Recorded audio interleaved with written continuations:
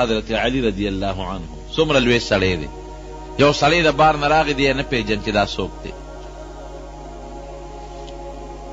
نو تپوس یې ته چې ته څوک یې؟ من انت؟ حضرت علی صاحب ته ته څوک یې؟ پکار دا و چې ورته یې وایي چې زه د نبي علیه السلام زوم یم. پکار دا و چې وایي د هغه د تره زوی یم. فاتح خیبر دی، رکوټې سړی نه دی. حضور پاک د ده په حق کې د جنتیت اعلان کړی دی او باب العلم یې ورته ویلی دی چې علي صاحب د علم دروازه ده. انا مدینة العلم وعلی بابها. او د حضور دی ونه وی چې د حضرت حسن او حسین پلار یم، دی ونه وی چې د بیبي فاطمې خاوند یم. وی ته څوک یې؟ من انت؟ ته څوک یې؟ او ته څه وایي؟ ما انا الا رجل من المسلمین. وی زه یو نو بل څه نه یم، د مسلمانانو کې یو سړی یم، بس یو عام مسلمان. عاجزي الله ته خوښه ده، په عاجزۍ الله خوشحالېږي، په کبر الله خفه کېږي. لا تمشي في الارض مرحا انك لن تخرق الارض ولن تبلغ الجبال طولا. وی چې په لاره ځې نو خپې د کبرجنو په شانتې موړه، کبر باندې مه ګرځه. څه به وکړې؟ نه دا ځمکه شلولی شي چې پې وردن نه شي، د خدای ځمکه نه شي شلولی، او نه دا سر اوچتولی شي د اسمان ته ورسوي.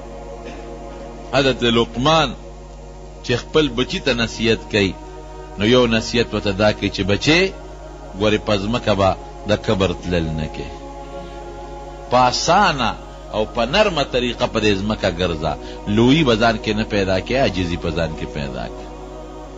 نو په عاجزۍ الله خوشحالېږي. څومره چې الله انسان کمال ته رسوي ګورې په عاجزۍ رسوي، په کبر کمال ته نشي رسېدی. زمونږ د دارالعلوم دیوبند چې کوم بانی مبانی دی او د ټولو استاذ دی مشر مولانا قاسم نانوتوي رحمت الله علیه، ډېر لوی سړی و. د دارالعلوم دیوبند بنیاد دی ښودی دی. ډېر شاه عبدالغني رحمه الله شاګرد. نن سبا د دارالعلوم دیوبند نه څومره چینې روانې دي، د دنیا ګوټ ګوټ کې په لکونو شاګردان دي دارالعلوم دیوبند، او دا په لکونو مدرسې چې څومره د دنیا په ګوټ ګوټ کې دي، دا ټولې مدرسې د دارالعلوم دیوبند په نقشه روانې دي. او ټولو کې دارالعلوم دیوبند شاګردان د شاګردانو شاګردان د شاګردانو شاګردان لګیایي درسونه کوي. د دې ټولو ثواب به مولانا قاسم نانوتوي رحمه الله ته رسېږي. لوی سړی قسم. او علم اوهو د علم غر و غر چې خدای پاک دله کم علم ورکړی، د دې له اندازه ولګوې چې کله د دارالعلوم دیوبند بنیاد یې ښوده، ځمکه ورته چا وقف کړه، دشت و بیابان ځمکه، هغه وخت کې چا په ځمکو څه کول؟ نو خوب ویني خوب، د دواړو جهانو مبارک سردار په خوب کې ولید. قاسم ولې په سوچ او په فکر کې پروت دی؟ وی حضرت د مدرسې بنیاد اکدم او په دې سوچ کې پروت ما چې دا آبادي څنګه وکړم، د طالبانو د رهایش د اوسېدو کوټې کم ځای جوړې کړم، لنګر کم ځای جوړ کړم طالبانو له، او دارالحدیث چې ستاسو د احادیثو درس پکې کېږي هغه په کم ځای کې جوړ کړم، او جومات په کم ځای کې جوړ کړم چې مونځ پکې کېږي.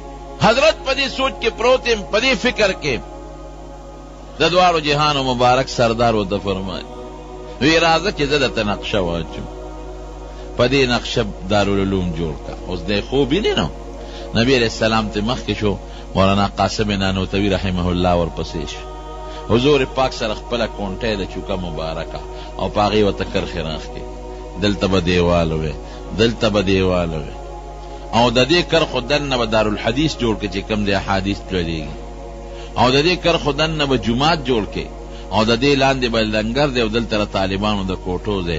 مکمل نقشه ورته نبي کریم صلی الله علیه وسلم واچوله په خوب کې کرښې راښکې. او لا عجیبه ناشنا دا ده چې وی نبی علیه السلام خپې بلې خپې روان او زه هم ورپسې روان یم. دی راپاڅېد د خوب نه، چې راپاڅېد اوس په دې سوچ کې دی چې ما ته خو نبی علیه السلام نقشه واچوله، خوب خو بندوي نه نو، ولې که دې ځای ته ورځم چې دا نقشه رانه هېره نه شي، چې هغې راته څنګه فرمایلي چې اقسې دیوالونه ووام چې هغه ځای ته ورغې د حضور پاک د هغه کونټۍ مبارکې کرښې هم پرتې وې او د هغې د خپو د قدمونو نشانونه هم پراته دومره لوی سړی. زه کله ویم چې د کمې مدرسې بنیاد د دواړو جهانو سردار کېږي هغې نه به خیر نه خورېږي. د کمو طالبانو د کمرو بنیاد چې نبی کریم صلی الله علیه وسلم کېږي هغې نه به خیر نه خورېږي. دارالعلوم دیوبند د هغې نه خدای ډېر لوی خیر خور کړی، انتهایي لوی. په مدینه منوره کې یو لوی عالم عربي و، نو خلق ورسره ډېر ناست و. ما یو دوه شاګردان و، هغې نه مې تپوس وکړه دا څوک دی؟ وایي دا زمونږ استاد دی، او سپین ګیرې غټه سپینه ګیرې وه ښکلې مزېداره. نو زه ورنږدې شوم، یاره زه ورنږدې کېږم چې د حدیثو اجازت ترې وغواړم. ستاسو استاد دی او سپین ګیرې دی او ډېر لوی سړی دی، زه به ورنږدې شم چې زه د ده نه د حدیثو اجازت وغواړم. نو چې زه ورسره کېناستم ما ته معلومات اخیستل. مې حضرت تاسو حدیث چا نه ویلي؟ وی زما فلان کې استاد یو عربي استاد یې راته وښوي هغه زما استاد دی. مې حضرت د هغه استاد څوک دی؟ وی هغه ستاسو په انډیا کې د شیخ الهند مولانا محمود الحسن رحمه الله شاګرد. بس ما غږ بیا ونه کړ. مې سند دی زمونږ دیوبند ته رسېدلی. مې شکر دا سند زمونږ شته. زمونږ استاد مولانا عبدالحق صاحب دی رحمه الله د دارالعلوم حقاني شیخ الحدیث او بانی، او د هغه استاد مولانا حسین احمد مدني صاحب، او د هغه استاد شیخ الهند صاحب دی. ما یې ګوره عربو کې لوی شیوخ دا د دارالعلوم دیوبند شاګردان دي په افغانستان کې، پاکستان کې، بنگلادیش کې، او دارنګې دا نور ملکونه چې څومره دي برما ده او که دا نور علاقې دي دا ټولو کې اکثریت د دارالعلوم دیوبند بچي دي. نن په دنیا کې ګوره څومره د دین کار چې کېږي. دا تبلیغي حضرات مولانا الیاس صاحب رحمت الله علیه الله ته څونه کار واغشت، د هغه استاد شیخ الهند صاحب او د شیخ الهند صاحب استاد مولانا قاسم نانوتوي رحمت الله علیه. نو دومره لوی سړی دی، عجزي څونه ده، عجزۍ ته یې ګوره. یو ځل یو په هندستان کې یو کلی شاهجهانپور به یې وته وي، هغې کې به کال په کال د دې غیر مذهب او د مسلمانانو په منځ کې باسونه کېدل. هندوان به م راغونډ شو، سیکان به مو، مسلمانان به مو، انګریزان به مو. نو د هغې علاقې خلکو مشوره وکړه چې دې ځل لمونږ د بحث له او د تقریر له او د مناظرې له څوک راغواړو. ټولو په دې فیصله وکړه چې مولانا قاسم نانوتوي رحمت الله علیه راغواړو. لوی سړی دی او لوی علم خدای ورکړی دی، دا مناظره به دې وکړي. نو مولانا قاسم نانوتوي رحمت الله علیه پسې د هغې علاقې عالمان رالل. وی صاحب سخت کال موږ هندوانو سیکانو سره د خپل اسلام په مطابق چې کم باس کوو او د اسلام هغه حقانیت ورته ښکاره کوو، نو د هغې دپاره موږ د ټولو علماو سته انتخاب کړی دی. نا به ته کې وی ورځ هم کومه مقرر کړې ده، وی په پلانکې میاشت کې پلانکې ورځ. وی ډېره ښه زه به د هغې نه یو ورځ مخکې درځم چې کوم تاریخ ستاسو دی د هغې نه به یو ورځ مخکې درځم شاهجهانپور ته. چې هغه تاریخ راورسېد د هغې نه یو ورځ مخکې خلک رالل ریلګاډي ته، ریلګاډي کې به درځم، ټرین کې خلک ریلګاډي په د شاهجهانپور چې کوم ریلوے سټیشن دی د دنیا عالمان او مسلمانان او طالبان دا راغلي دي او لوی استقبال دی چې مولانا قاسم نانوتوي رحمت الله علیه به راځي او د هغې استقبال به کوو. لوی عالم دی. دی چې کله په ریلګاډي کې را روان شوی دی سوچ یې کړی دی چې دا خو به ټول خلک زما استقبال له راغلي، عالمان به م راغلي، هغه ته پته وه دا خو به زما په زړه کې دومره لوی سړی یم چې دومره مولیان دی زما استقبال وکړي. او بیا چې استقبال کوي نو چغې به وایي زنده‌باد او زنده‌باد زنده‌باد. یاره دا خو را باندې ښه نه لګي، قاسمه دومره لوی سړی خو نه، دومره لوی سړی. نو د هغې ریلوے سټیشن نه مخکې بل ریلوے سټیشن راته 15 کیلومیټره د هغې او د دې منځ کې فرق و. نو دی په هغه ریلوے سټیشن باندې کوشو، د هغې نه مخکې کوشو. ریلګاډی چې کله ورسېد نو خلکو ډبې کتلې دي پکې نشته، یو ډبې ګوري بله ډبې ګوري، لوی استقبال دی او بینرې دی او زنده‌باد چغې دي چې ویې کتل دی پکې نشته. هلکه حضرت رانغی پریشانه دي چې دا خو نه ټیلیفون شته، هغه زمانه خو د ټیلیفونونو نه وه او نو اوس مونږ کلی شو چې هغه پسې طلب وکړو چې حضرت تا خو مونږ سره وعده کړې و، سالم ستا د مناظرې نمبر ایښی دی او دا که ته راونه رسوې دی خو د هندوان او سیکانو دا ټول خلک به راپورې خاندي چې ملا پټ شو. مولانا قاسم صاحب چې په هغه بل ریلوې سټیشن کو شوی دی نو پیاده را روان شوی دی چې دا خلک ستړي شي او دوی خپلو کورونو ته لاړ شي. نو چې کم ملا صاحب زه غوښتم نو زه به لاړ شم د هغه کور ته او بیټک ته به ور داخل شم چې نه ما ته څوک د زنده‌باد چغه ووایي، نه زما څوک استقبال وکړي چې زما په زړه کې هغه لویي پیدا نه کړي. دومره لوی سړی خو نه یم چې دا دنیا خلک دې زما استقبال کوي. نو لاره کې یو خوړ په خوړ پیاده مزل را روان دی غریب خوړ کې چې راځي نه خوړ کې اوبه ډېرې وې نو د پنسي اوچتې کړې وې خو بیا هم دا پرتوب ته لوند شو، کمیس یې اوچت که او پرتوب ته لوند شو. نو د خوړ نه چې کله پورې وته نو اوس په دې سوچ کې دی چې دا پرتوب خو د ما لاندې د خټم شو لوندم شو، دا به انزل غواړي او دا به اوچولم غواړي.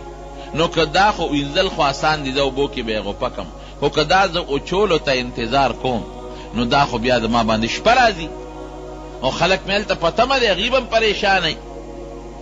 نو دا چلی وکړه چې لنګ یې ووه او هغه خپل پرتوګ یې راواغېسته چې کم لوند او د خټو شوی هغه یې ووینځه او کونټه یې ورسره وه چې زه په لاره به دا پرتوګ په دې کونټه کې ورکمه او په دې اوږه د پاسه به یې اوچت ونیسم نو هوا به یې وی او نور به پرې لګي نو په دې به وچي.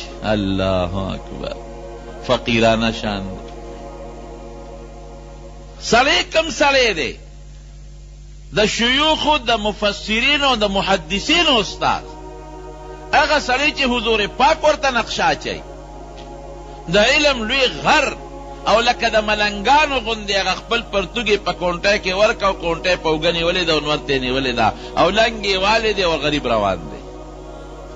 خلک عالمان راغلي دي په ټیشن کې وګرځېدل پیدا یې نه کړ، اوټلو کې ورپسې ګورې هسې نه اوټ چې ته مخکې راغلي بل ګاډي کې په اوټلو کې نشته.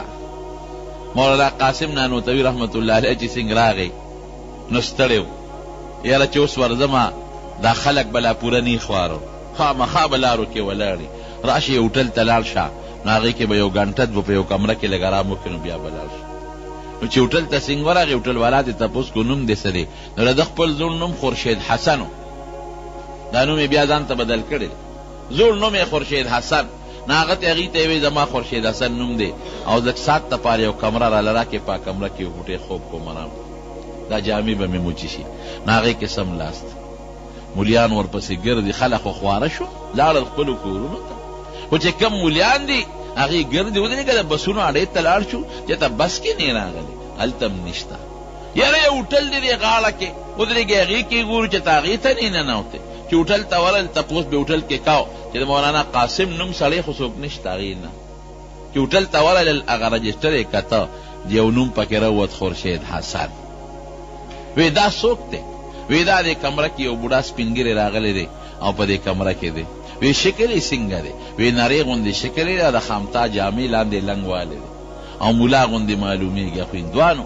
وی ودرېږئ ممکن ده چې همدا وایي چې دروازې وټکوله مولانا قاسم صاحب پکې و. حضرت مونږ خو ستا لوی استقبال دپاره ولاړو په ټرین کې په ریلوې سټیشن کې او د علاقې ټول علما او عوام الناس او د هندوانو سیکانو سره مقابله و نو مونږ خپل شان نن خاو چې دا به لوی شان کتاب مونږ بوزو. دا تاسو څنګه راغلی؟ وی دقې خبرې نه مې ځان پټ کړی ځکه هوټل کې کمره کې دی رہی. قاسم دومره لوی سړی نه دی چې تاسو د په لویه مجمع کې د هغه د زنده‌باد چغې ووهئ. قاسم دومره لوی سړی نه دی چې دومره لوی علما د هغې استقبال ته په لارو کوڅو کې ولاړ